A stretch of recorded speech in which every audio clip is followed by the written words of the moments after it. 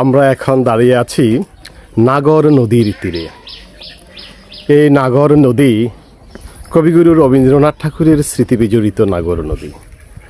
এখানে রবি ঠাকুর কবিতা লিখেছেন। এই নাগর নদীতে নৌকা চড়ে তিনি আত্রায় আসতেন, পাতিসার। এই নাগর নদী বেয়ে তিনি চলে যেতেন।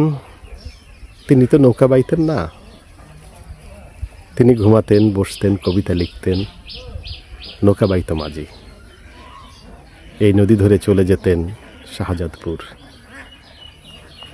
ধুধু মরুভূমি, না মরুভূমি নয়, ধুধুর প্রান্তর, সীমাহীন অথই পানি, চারিদিকে গগন দুয়ার জুড়ে জমেছে সোনার ধান।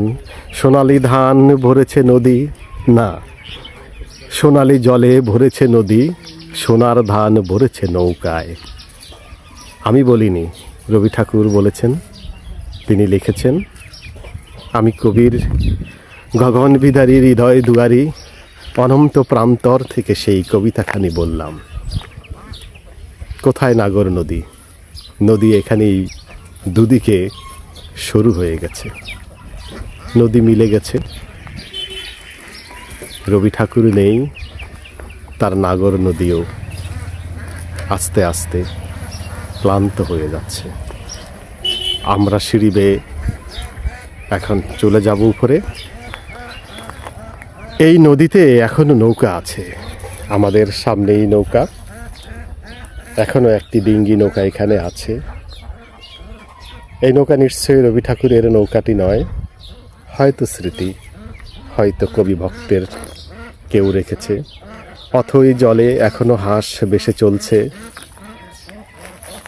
আজ কবি ঠাকুর এই হাঁসের কলকল ধ্বনি, জলের শ্যামল বর্ণ, চৈত্রের শেষ প্রান্ত, চৈত্রের শেষ প্রান্তে জলের শেষ রঙও যেন ধূসর হয়ে যায়, শ্যামল হয়ে। বসন্তের শেষ সময় এই সেই স্মৃতি বিজড়িত বৈঠকখানা। এই বৈঠকখানায় বসে কবি কবিতা লিখেছেন। তা এখন শান বাঁধানো ঘাট, এই নাগর নদীর তীরে কবির লেখা অনেক কবিতা আছে। এই যত স্থাপনা, এই সবই কবিগুরুর স্মৃতিতে। এই সব কিছু প্রতিসার রবীন্দ্র কাছারি বাড়ির স্মৃতি। আমরা এখানে কবিগুরুর স্মৃতি স্পর্শ করতে আসলাম। এই অঞ্চলে ভ্যানের চলাচলটাই বেশি। এখানে ভ্যানে করে মানুষ যাতায়াত করে। আমরা একটি বলে চলে যাব। কবিগুরুর লেখা, তিনি এখানে বসে কোনো এক সময় কবিতাটি লিখেছেন। খুবই চমৎকার ভাষায় কবি লিখেছেন।